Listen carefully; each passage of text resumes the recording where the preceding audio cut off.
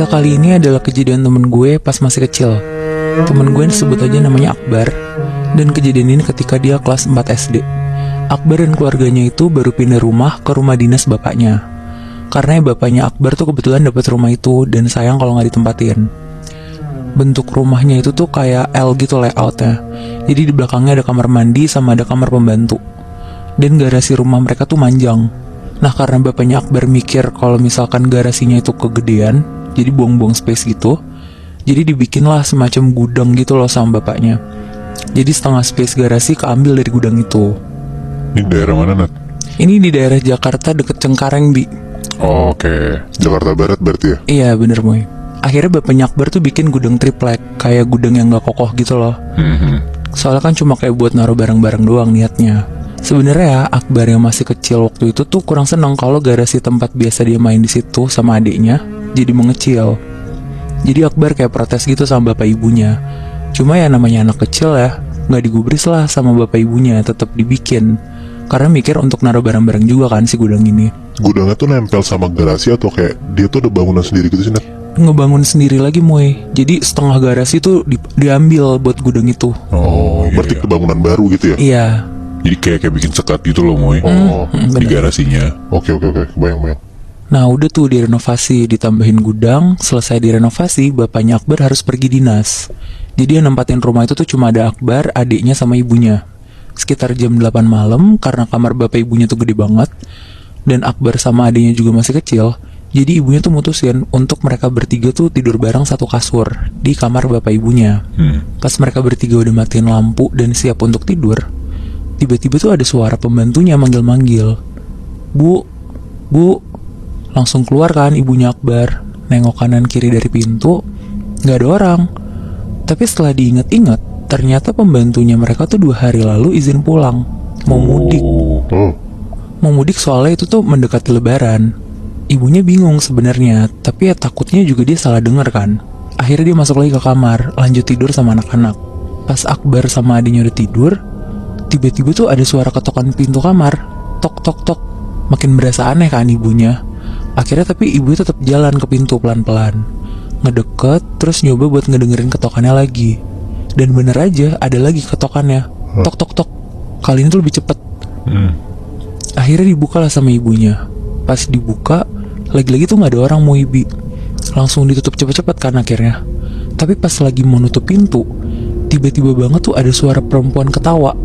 Ya, hihihi, kayak gitu. Merinding banget lagi. Nah sama Bi, si ibunya tuh juga merinding banget. Terus dia langsung lari ke kasur. Akhirnya dia berusaha merem dan tidur. Nah untungnya tuh di malam itu Akbar sama adiknya tuh gak kebangun sama sekali. Akhirnya besok paginya ibunya tuh ngapa-ngapain tuh juga jadi gak fokus. Kebayang-bayang suara manggil bu berkali-kali, perempuan ketawa. Pokoknya jadi overthinking gitu dia. Karena suaminya juga belum pulang dinas, akhirnya ibunya Akbar tuh juga gak cerita ke Akbar sama adiknya. Dipendem sendirilah sama si ibunya ini. Sampai akhirnya dia mikir, kalau misalnya nanti malam ada suara ketokan pintu lagi, dia gak akan mau bukain lagi pokoknya. Nah sekitar jam 7 malam, mereka masuk kamar nih lebih awal. Sampai akhirnya di jam 9 malam tuh mereka bertiga udah tidur. Di kamar yang sama lagi? Di kamar yang sama, Moy. Kali ini tuh gak ada suara ketokan pintu lagi. Tapi tiba-tiba Akbar yang lagi tidur nyenyak tuh kayak ketindihan gitu. Terus mulutnya tuh miring kayak orang stroke sambil ngerasa kayak dicekek sama orang.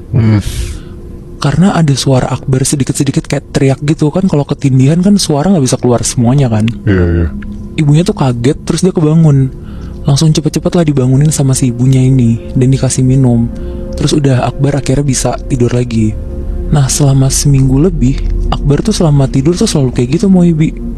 Sampai dibawa ke dokter buat dicek juga katanya gak ada penyakit apapun.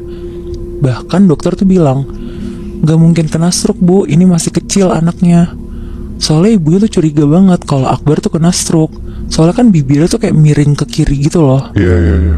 Ya kayak orang stroke pada umumnya lah ya. Iya bener Bi. Akhirnya karena ibunya juga bingung, setelah nanya-nanya keluarganya yang lain dan dia juga nanya orang sekitarnya, disaranin lah ke orang pintar sama keluarganya. Akhirnya ibu sama bapaknya Akbar yang udah pulang tuh datang ke orang pintar kenalan keluarganya. Setelah nanya-nanya Akbar kenapa, ternyata katanya Akbar tuh diganggu. Dan gak cuma satu yang ganggu, tapi banyak banget. Cur. Rame gitulah di rumah itu. Nah yang ganggu itu tuh sumbernya dari kamar mandi belakang sama gudang rumah Akbar itu. Yang baru itu. Iya. Lah malah bangunan baru, tapi ada penunggunya. Iya, jadi kayaknya penunggu di rumah itu aja Moy. Terus akhirnya ibunya Akbar tuh nanya, ini ada obatnya nggak pak? Akhirnya dikasih tahu lah sama orang pinter ini, kalau misalnya pas Akbar mau tidur, dikasih kitab suci di samping bantalnya. Nah kebetulan Akbar ini muslim, jadi dikasih Al-Quran, dan Akbar juga disuruh untuk baca ayat kursi dulu sebelum tidur. Akhirnya udah tuh, sepanjang seminggu, Akbar bener-bener ngikutin apa yang disuruh sama orang pinter itu, dan bener aja, Akbar tidur langsung nyenyak, gak kenapa-napa lagi. Tapi ternyata Moibi, itu semua cuma berlangsung seminggu doang. Setelah seminggu, Akbar balik digangguin lagi, sama persis. Kayak ketindihan, badannya gak bisa gerak, bibirnya miring, sama ada juga kayak orang yang nyekek lehernya Akbar. Tapi gara-gara Akbar setelah itu nggak baca ayat kursi lagi atau dia Tetep baca Bi, tapi masih diganggu? diganggu Wow. akhirnya. Tapi untungnya Akbar tuh diselamatin sama keadaan. Gak lama sekeluarga tuh pulang kampung, karena mau lebaran di kampung ibunya. Jadi mereka sekeluarga pulang kampung ke Jambi. Tapi anehnya, selama Akbar di Jambi tuh Akbar gak diganggu sama sekali. Pokoknya tidurnya nyenyak, bahkan gak pernah baca ayat kursi lagi. Cukup baca doa tidur aja, Akbar tuh bisa tidur pulas sampai pagi. Nah, selama di Jambi, Akbar kumpul sama keluarga-keluarga dari ibunya.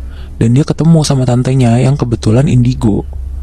Akhirnya ibunya ngobrol sama tantenya ini dan nanyain lah, kenapa Akbar selama di Jakarta tuh kalau tidur gak pernah nyenyak, selalu diganggu bahkan sampai kayak dicekek rasanya. Si tantenya ini Moibi gak pernah ke rumah Akbar yang di Jakarta, tapi tiba-tiba tantenya ini tuh bisa ngegambarin layout rumahnya Akbar. Dia bilang kamar mandinya ada di belakang ya, terus ada gudang kan. Akhirnya makin percayalah keluarganya Akbar sama tantenya ini, dan makin nanyain kalau Akbar ini tuh kenapa sebenarnya. Jadi ternyata kata tantenya, semua penunggu rumah Akbar tuh gak suka sama keluarga Akbar, karena mereka tuh ngerubah rumah dinas yang udah lama kosong dan dibikin gudang. Dan kenapa Akbar yang diganggu tuh ya sebenarnya mereka tuh nyari pengganti bapaknya Akbar. Soalnya kan bapaknya dinas, jadi gak di rumah. Nah sasaran empuknya tuh kebetulan si Akbar ini. Wow. Akhirnya setelah seminggu di Jambi, Akbar sekeluarga tuh pulang ke Jakarta ke rumah dinas lagi.